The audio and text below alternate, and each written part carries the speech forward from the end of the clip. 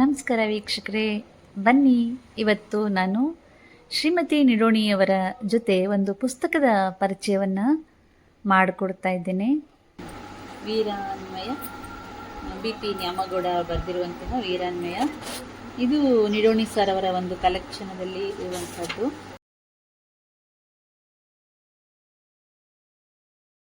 ಮುನ್ನುಡಿಯನ್ನು ನಾನು ಇವಾಗ ಓದ್ತೀನಿ. ಕವಿ ಪ್ರಭಾ ಪ್ರಕಾಶನ ಆಲಗೂರು ಇಂದ ಇದು ಹೊರಗಡೆ ಬಂದಿದೆ. ವೀರಾನ್ವಯ ಅಂಥೇಳಿ ಇದು ನಿಮ್ಮೊಂದಿಗೆ ಅಂಥೇಳಿ ಇಲ್ಲ, ಮುನ್ನುಡಿಯನ್ನು ನಾನು ಓದ್ತಾ ಇದ್ದೇನೆ. ಒಂದೆರಡು ಸಾಲುಗಳು. ಜೈನ ಧರ್ಮ ಸಮ್ಯಕ್ ಚಾರಿತ್ರ್ಯದ ನೆಲೆಗಟ್ಟಿನ ಮೇಲೆ ಆತ್ಮೋನ್ನತಿಗೆ ಸುವ್ಯವಸ್ಥಿತ ಮೆಟ್ಟಿಲು ನಿರ್ಮಿಸಿಕೊಂಡಿದೆ. ಆ ಮಾರ್ಗದಿಂದ ಸಾಗಿ ಬಂದವರು ಸಾಧಕರೆನಿಸಿಕೊಳ್ಳುವರು.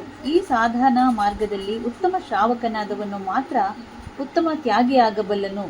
ನಗ್ನತೆ ದಿಗಂಬರತ್ವವಲ್ಲ, ಏಕೆಂದರೆ ದಿಗಂಬರತ್ವಕ್ಕೆ ತನ್ನದೇ ಆದ ಪರಿಭಾಷೆ ಇದೆ. ಕಾರಣ ಇದರಲ್ಲಿ ಉತ್ತಮ ಬ್ರಹ್ಮಚರ್ಯ ಮನೆ ಮಾಡಿಕೊಂಡಿರುವುದು. ಆದ್ದರಿಂದಲೇ ಆಚಾರ್ಯ ಕುಂದರು ದಿಗಂಬರತ್ವದಲ್ಲಿಯೇ ಮೋಕ್ಷದ ಮಾರ್ಗವಿದೆ, ಉಳಿದವು ವಾಮ ಮಾರ್ಗಗಳೆಂದು ಸ್ಪಷ್ಟಪಡಿಸಿದ್ದಾರೆ. ಹೀಗೆ ಆರಂಭವಾಗುತ್ತದೆ ಈ ನಿಮ್ಮೊಂದಿಗೆ ಸಾಲುಗಳು. ಈ ಪುಸ್ತಕದಲ್ಲಿ ಜೈನ ಧರ್ಮೀಯರಾದಂತಹ ಹಲವಾರು ಜನರ ಅಥವಾ ಗುರುಗಳ ಒಂದು ಪರಿಚಯನ, ಒಬ್ಬೊಬ್ಬರ ಪರಿಚಯವನ್ನು ಸಹ ಇಲ್ಲಿ ಮಾಡಿಕೊಳ್ಳಲಾಗಿದೆ. ನೋಡಿ, ಇಲ್ಲಿ ಆಚಾರ್ಯ ಮೌರ್ಯ ಪುತ್ರ ಅನ್ನುವಂತಿರ್ಬೋದು, ಆಚಾರ್ಯ ಅಕಂಪಿತ ಇರ್ಬೋದು, ಆಚಾರ್ಯ ಅಚಲ ಅಂತ ಇರ್ಬೋದು. ಹೀಗೆ ಈ ಜೈನ ಮುನಿಗಳ ಎಲ್ಲ ಪರಿಚಯವನ್ನು ಸಹ ಈ ಪುಸ್ತಕದಲ್ಲಿ ಮಾಡಿದ್ದಾರೆ. ಬಹಳ ಒಂದು ಉತ್ತಮವಾದ ಪುಸ್ತಕ. ಕಲೆಕ್ಷನ್ನು ಸರ್ ಹತ್ರ ಇದೆ.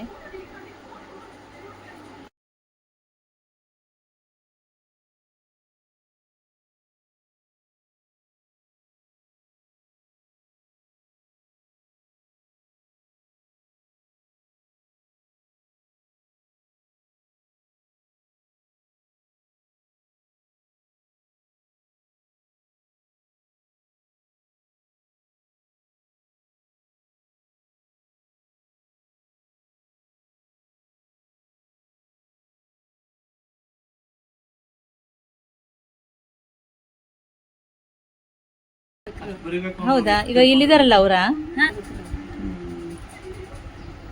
ಒಳ್ಳೆ ಜ್ಞಾನ ಇರೋಂಥವ್ರಲ್ವಾ? ಬುಕ್ಕ ಭಾಳ ಬರ್ದಾರಿ, ಪುಸ್ತಕ ಬರ್ದಾರ್ರಿ, ಭಾಳ ಬರ್ದಾರಿ. ಇದನ್ನ ಸಂಗ್ರಹ ಮಾಡ್ಬೇಕಾರೆ ಭಾಳ ತಿರುಗಾಡ್ಯಾರ. ಇದಕ್ಕೆ ಎಲ್ಲಾರು ಎಷ್ಟು ಇದನ್ನದಾವ ನೋಡ್ರಿ. ಹೆಸರೆಲ್ಲ ಇದೆಲ್ಲ ಅದರಲ್ಲಿ? ಎಲ್ಲಾರ್ದು ಹೆಸರು ಅದಾವ. ಇವರೆಲ್ಲ ಯಾರು ಇಲ್ಲಿ ಹೆಸರು ಇದಾರಲ್ಲ? ಇವ್ರು ದೀಕ್ಷಾ ತಗೊಂಡಾರಲ್ರಿ ಮಹಾರಾಜ, ಅವ್ರದ್ದು ಎಲ್ಲಾರ್ದು ಪರಿಚಯ ರೀ. ಅಂದ್ರೆ ಕರ್ನಾಟಕದಾಗ 8 ಮಂದಿ ನಮ್ಮ ಆಚಾರ್ಯರಿದ್ದಾರ, ಅವ್ರದ್ದೆಲ್ಲರ ಪರಿಚಯ. 527 ಹಿಡ್ಕೊಂಡು 505 ಮಹಾರಾಜರದ ಅವ್ರ ಪರಿಚಯ ಇದಾವ್ರಿ. ಆಯ್ತು, ಅದಕ್ಕಿಂತ ಮುಂದೆ ಹೋಗೋಣ. ಇಲ್ಲಿ ಮತ್ತ ಈಗ ಫಸ್ಟಿಗೆ ಎಟ್ಟಾಗ್ಯಾರಲ್ರಿ, ಅಷ್ಟುರ್ದು ಬರ್ದದಾರ್ರಿ.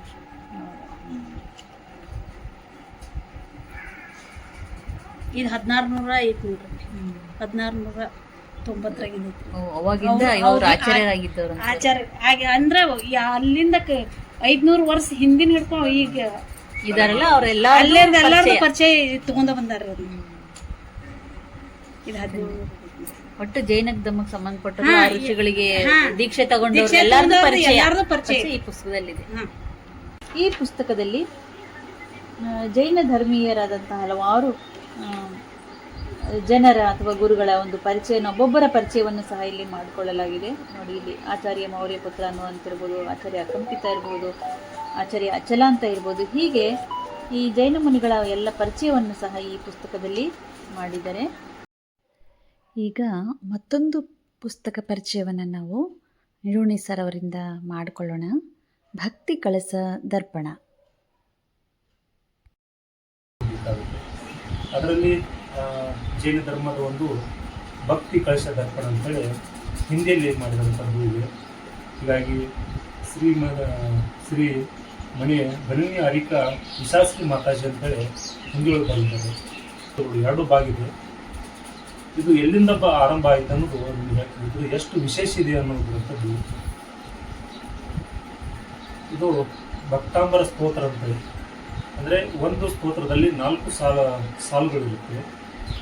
ಆ ಸಾಲದಿಂದ ಮಂಡಿಸಿದಂಥ ಅದ್ಭುತ ಜೈನ ಧರ್ಮ ಗ್ರಂಥವು. ಅಂದರೆ ಮಾನತುಂಗ ಆಚಾರ್ಯರು ರಚನೆ ಮಾಡಿದಂಥ 48 ಶ್ಲೋಕಗಳು.